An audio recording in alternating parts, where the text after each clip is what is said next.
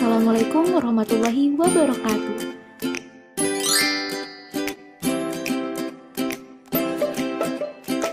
Hai, berjumpa lagi dengan saya, Kak Lilis Indriani. Kali ini kita akan masuk ke pembelajaran biologi mengenai materi sistem pencernaan manusia. Baik teman-teman, sebelum masuk ke pembelajaran, kakak akan menyampaikan tujuan pembelajaran hari ini.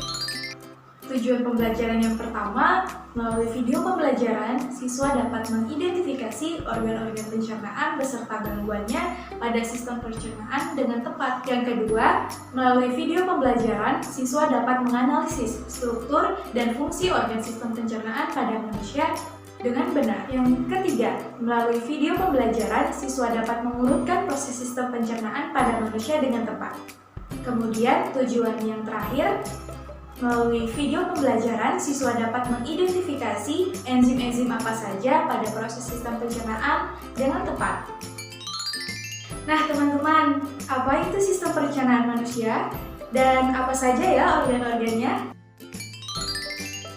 Sistem pencernaan manusia merupakan sistem yang membantu dalam mencerna makanan mulai dari mulut sampai ke proses pembuangan untuk menghasilkan energi bagi seluruh anggota tubuh kita. Proses sistem pencernaan pada manusia ini melewati dua proses teman-teman, yaitu pencernaan mekanik dan pencernaan kimiawi.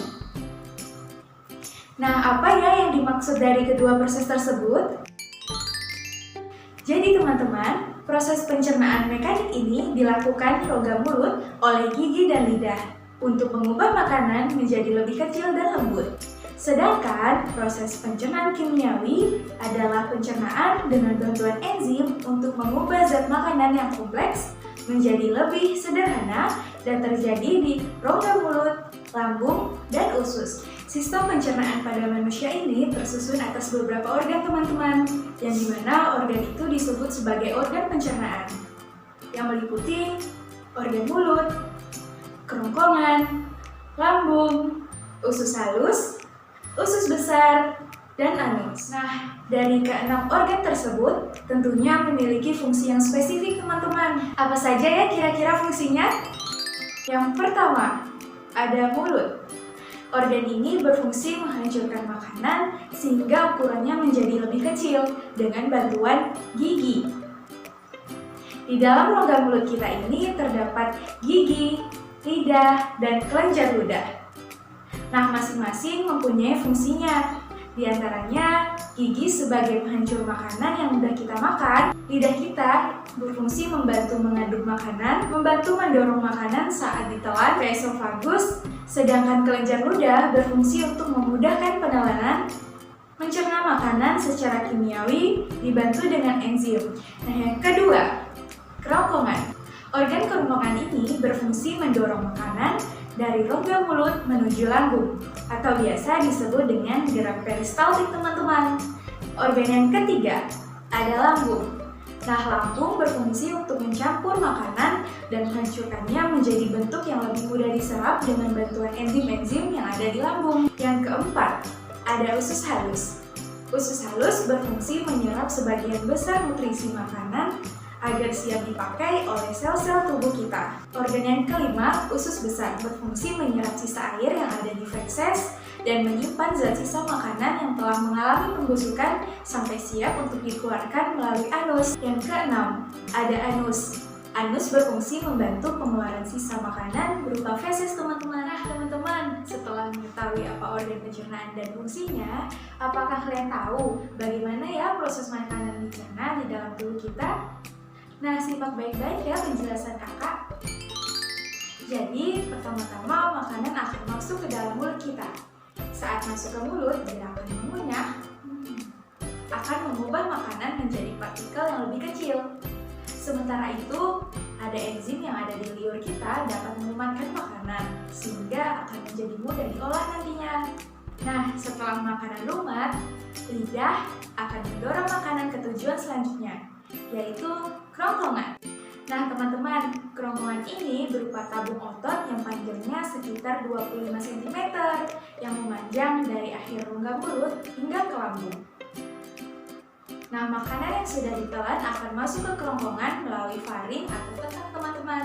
Di kromosom alfa-ring ini terdapat sebuah katup yang disebut epiglotis yang berfungsi untuk menutup ujung saluran pernafasan atau laring supaya makanan tidak masuk ke saluran pernafasan sehingga kita terhindar dari tersedak. Setelah melalui kerongkongan, makanan akan masuk ke dalam lambung teman-teman.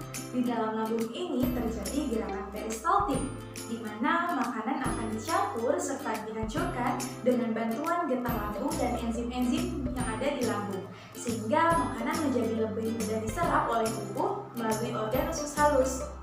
Nah, pada dinding usus halus ini terdapat banyak lipatan-lipatan yang disebut dengan pili yang menyebabkan luas permukaan usus sehingga penyerapan menjadi efektif loh teman-teman. Kemudian usus halus juga terdapat 3 bagian, diantaranya usus 12 jari atau duodenum dengan panjang sekitar 0,24 meter, kemudian usus kosong atau jejunum dengan panjang sekitar 7 meter, dan usus penyerapan atau ileum dengan panjang sekitar 1 meter.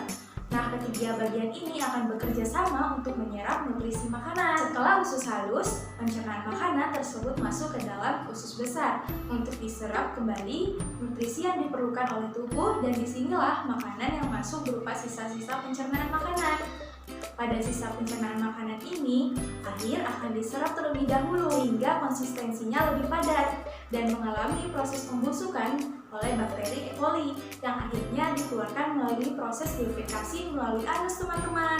Nah, anus dapat membantu mengontrol pengeluaran feses karena di sekelilingnya terdapat otot-otot sphincter, yaitu otot polos dan otot mulut. Baiklah, penjelasan selanjutnya tentang enzim pada sistem pencernaan.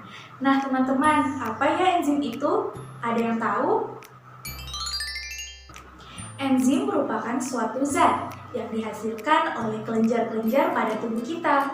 Enzim ini berfungsi untuk memecah makanan menjadi molekul yang lebih kecil, sehingga mempermudah penyerapan sari-sari makanan ke dalam tubuh kita. Enzim ini tersebar di beberapa organ pencernaan kita, yang sesuai dengan fungsinya. Nah, ada enzim apa saja ya kira-kira? Pasti penasaran kan? Yuk kita kupas tuntas. Yang pertama, yaitu pada organ mulut. Di mulut kita, enzim-enzimnya dihasilkan oleh kelenjar liur. Enzim ini terdiri dari enzim lipase. Enzim lipase membantu mencerna lipid atau lemak saat makanan mulai diproses di dalam mulut kita. Kemudian ada enzim amilase. Enzim amilase adalah enzim yang bekerja pada pati makanan dan berfungsi menghancurkan karbohidrat yang kompleks ke rantai yang lebih kecil atau bahkan gula sederhana dalam bentuk maltosa. Enzim amilase ini disebut juga dengan enzim petialin. Berikutnya ada enzim isozim yang fungsinya melindungi dan melumpuhkan kuman yang berada di dalam makanan kita, teman-teman. Enzim selanjutnya pada organ lambung. Hanya ada satu enzim yang bekerja pada lambung dan dihasilkan oleh lambung itu sendiri, yaitu enzim pepsin yang berfungsi memecah protein dalam makanan menjadi partikel yang lebih kecil seperti fragmen peptida dan asam amino. Oleh karena itu, pencernaan protein dimulai pertama kali itu di lambung, tidak seperti karbohidrat dan lipid yang memulai proses pencernaannya dari mulut. Kemudian enzim pada organ pankreas. Terdapat enzim lipase, tripsin, dan kimotripsin. Fungsi enzim lipase adalah memecah lemak menjadi molekul yang lebih kecil yang disebut dengan asam lemak dan gliserol. Sedangkan fungsi enzim tripsin dan kimotripsin adalah memecah protein menjadi asam amino. Nah, kenapa ya harus dipecah? Karena tubuh kita hanya bisa menyerap protein dalam bentuk asam amino, teman-teman. Lalu di dalam organ usus halus juga terdapat enzim, yaitu enzim enterokinase yang berperan mengganti tripsinogen menjadi tripsin. Yang kedua ada enzim maltase, mengganti maltosa menjadi glukosa dan galaktosa. Yang ketiga ada enzim sukrase, mengganti sukrosa menjadi glukosa dan fruktosa. Dan yang keempat ada enzim lipase, berperan mengganti lemak menjadi asam lemak dan gliserol. Kemudian ada enzim erepsin atau dipeptidase, berperan mengganti pepton menjadi asam amino. Dan terakhir ada enzim disakarase, berperan mengganti disakarida menjadi monosakarida. Teman-teman, teman-teman, selanjutnya kita akan belajar mengenai gangguan sistem pencernaan manusia. Pernah gak sih teman-teman merasakan sakit diare? Tentu pernah kan ya? Tahu tidak, diare itu merupakan salah satu gangguan sistem pencernaan kamu loh. Gangguan sistem pencernaan itu dapat disebabkan oleh beberapa faktor, di antaranya pola makan yang tidak sehat, program diet yang terlalu ketat dan berlebihan, gaya hidup, serta mengonsumsi makanan yang mengandung zat aktif berbahaya dan banyak sekali faktor lainnya. Kira-kira penyebab diare karena apa ya teman-teman? Nah, diare bisa disebabkan oleh beberapa hal, seperti misalnya infeksi bakteri disentri, zat-zat beracun atau makanan yang salah pada kolon atau usus besar. Hal inilah yang pada akhirnya menyebabkan gangguan pada penyerapan air, sehingga sisa makanan yang ada di dalam tubuh masih banyak mengandung air. Hasilnya, feses yang dikeluarkan menjadi encer. Jika teman-teman mengalami hal ini, segera beristirahat yang cukup dan banyak minum supaya tidak mengalami dehidrasi. Selain diare, ada pula sembelit atau konstipasi. Sembelit atau konstipasi adalah gangguan pada sistem pencernaan yang disebabkan oleh penyerapan air yang berlebihan dikarenakan kurang minum, kurang makan berserat, tidak membiasakan diri buang air besar setiap harinya, dan bisa juga karena faktor stres. Nah, jadi sembelit ini kebalikan dari diare teman-teman. Lalu ada MAH atau gastritis. Nah, MAH ini merupakan radang kronis yang terjadi pada lapisan mukosa di dinding lambung. Penyebabnya terjadi karena adanya kuman atau kelebihan kadar HCl di dalamnya. Nah teman-teman, itulah penjelasan mengenai sistem pencernaan pada manusia. Mudah-mudahan dapat bermanfaat bagi teman-teman semua. Dan selalu semangat belajar walaupun dalam keadaan pandemi seperti ini ya. Sampai jumpa di pembahasan selanjutnya. Nah, untuk mengetahui seberapa paham teman-teman pada materi ini, yuk mari berlatih dengan mengerjakan soal berikut ini.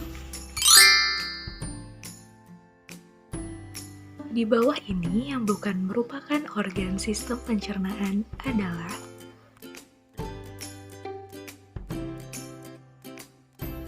fungsi utama dari usus besar ialah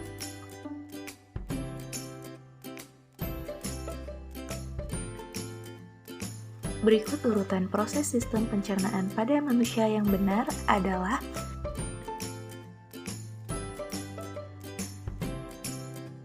Nah, gimana? Apakah teman-teman dapat menjawab soal dengan tepat? Jika belum, belajar lagi ya.